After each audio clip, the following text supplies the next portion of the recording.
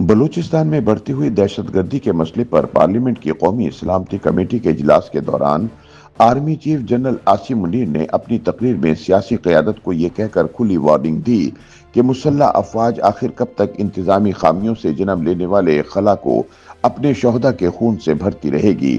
انہوں نے سیاسی قیادت کو یہ مشورہ بھی دیا کہ پاکستان کو ایک سافٹ سٹیٹ یعنی ڈھیلی ریاست والی پالیسی چھوڑ کر ہارڈ سٹیٹ یعنی سخت اور ایک فولادی ریاست بننا پڑے گا۔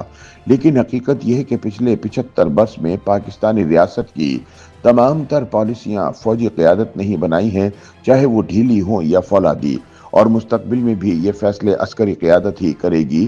ایسے میں سوال یہ ہے کہ کیا آرمی چیف کو یہ قیمتی مشورہ سیاسی لیڈرشپ کو دینا چاہیے تھا یا اپنے کور کمانڈرز کو؟ بی بی سی اردو کے لیے تازہ سیاسی تجزیے میں سینئر صحافی وسعت اللہ خان کہتے ہیں کہ ایک بات تو ماننا پڑے گی کہ ہماری موجودہ جرنیلی کلاس پچھلے والوں سے زیادہ پالشڈ ہے، جبکہ سیاستدانوں کی موجودہ کھپت اپنے پرکھوں کے مقابلے میں یا تو کم پڑھی لکھی ہے یا پھر اس نے اپنا علم و فضل خفیہ رکھا ہوا ہے اور اس کا فوٹو کاپی سوچ پر گزارا ہے۔ ان کے مطابق ہماری سیاسی کلاس چونکہ ڈھیلی ہے، لہٰذا وہ محنت طلب پالیسی سازی اور پھر اس پر عمل کرنے اور کروانے کی طاقت اور صلاحیت سے بھی بتدریج دستبردار ہوتی ہوئی نظر آتی ہے۔ اس کا مجموعی رویہ یہ ہے کہ تسی دسو اسی کی کرنا ہے، یعنی آپ بتائیں ہمیں کیا کرنا ہے۔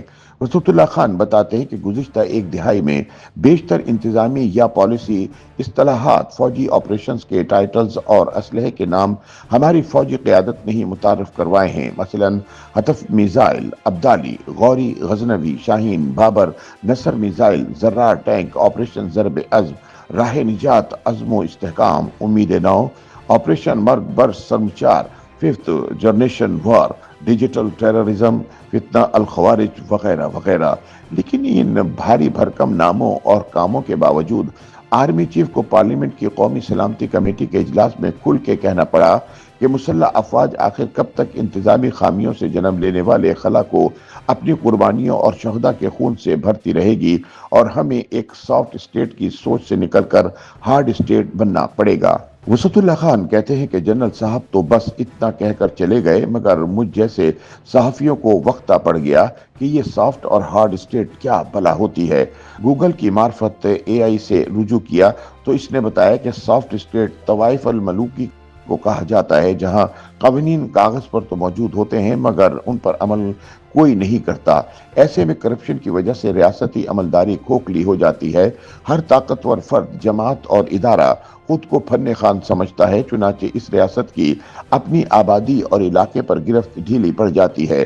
یوں ریاست بالآخر غریب کی جورو میں تبدیل ہو کر سب کی بھابی بن جاتی ہے، اور سب کی بھابی کے ساتھ جو ہوتا ہے وہ ہم سب جانتے ہیں۔ وسعت اللہ خان مزید بتاتے ہیں کہ آرمی چیف نے سافٹ سٹیٹ کے علاوہ دوسرا لفظ ہارڈ سٹیٹ استعمال کیا۔ ہارڈ سٹیٹ یا فولادی ریاست مرکزیت پر مبنی مؤثر گورننس کے قیام میں یقین رکھتی ہے۔ ایسی ریاست داخلی اور خارجی طور پر اپنی بات، پالیسی یا قانون منوانے کے لیے اپنی عسکری اور اقتصادی قوت رکھتی ہے۔ جنرل عاصم منیر نے گورننس کی بہتری کے لیے جس آہنی ریاست کی بات کی ہے، وہی بات نومبر 2018 میں انڈین مشیر قومی سلامتی اجیت دوول نے سکھ انتہا پسندی سے نمٹنے کی پالیسی دیتے ہوئے کہی تھی۔ انہوں نے بھی کم و بیش یہی کہا تھا کہ ہمارے اندرونی اور بیرونی دشمن تب تک ہماری کمزوریوں سے فائدہ اٹھاتے رہیں گے جب تک ہم ایک سافٹ ریاست کے سوچ سے نکل کر ہارڈ ریاست نہیں بنتے۔ سینئر صحافی کے مطابق ایسا نہیں کہ انڈیا کوئی کمزور ملک ہے، لیکن مسئلہ یہ ہے کہ ہم اپنی موجودہ گورننس کے ڈھل مل معیار کے سبب اپنی طاقت کا مؤثر نفاذ نہیں کر پا رہے۔ اگر ہم ذرا دیر کے لیے یہ ضرب المثل کھڑکی سے باہر پھینک دیں کہ جس کے ہاتھ میں ہتھوڑا ہو اسے ہر شے کیل نظر آتی ہے، تب بھی ایک تیسری سوچ پرکھنے میں کیا حرج ہے؟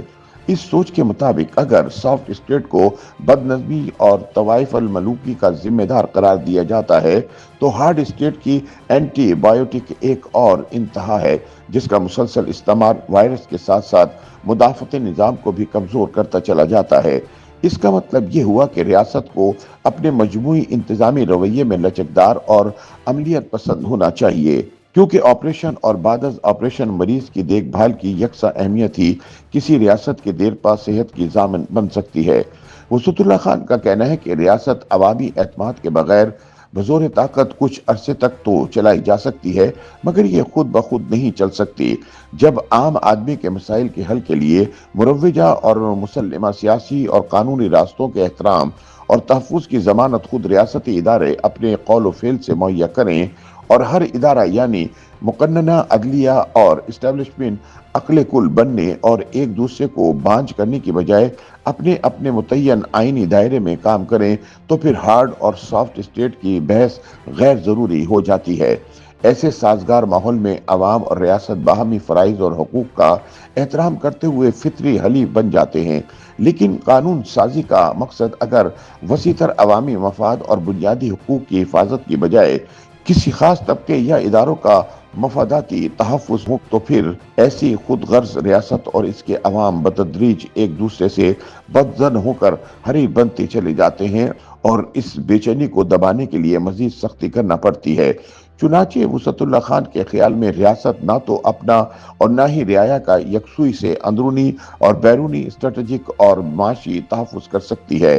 कर्ज और टैक्स से जमा होने वाला जो पैसा बुनियादी सहूलतों पर सर्फ होना चाहिए, वो साल ब साल बढ़ने वाला इजाफी सिक्योरिटी बजट निगल जाता है। सीनियर सहाफ़ी के ख्याल में ताकत का बलडोजर नाहमवार ज़मीन को इस नियत से हमवार करने के लिए इस्तेमाल होना चाहिए ताकि इस पर एक मजबूत करप्शन फ्री सियासी और इक़्तिसादी इमारत बनाई जा सके, ना कि हमवार ज़मीन को मजीद किला बंदियाँ उठाने के लिए इस्तेमाल करना पड़ जाए। पाकिस्तान ने 78 वर्ष में मुतअद्दिद बार हार्ड और सॉफ्ट रियासत बनने का तजर्बा कर लिया। अब एक आध बार मुकम्मल आईनी रियासत बनने का तजर्बा भी कर लिया जाए तो क्या हर्ज है। जिंदगी भर सख्त लौंडा बनने की ताकतों में आखिर कब तक दौड़ा जा सकता है। YouTube पर गूगली न्यूज देखने के लिए youtube.com की सर्च बार में गूगली न्यूज टीवी टाइप करें। गूगली न्यूज के पेज पर सुर्ख रंग के सब्सक्रिप्शन वाले बटन पर क्लिक करना ना भूलिए। YouTube पेज पर अपलोड होने वाली वीडियोस से बाखबर रहने के लिए बेल आइकन पर क्लिक कीजिए। आपको हर नई वीडियो के बारे में नोटिफिकेशन मौसूल हो जाएगा।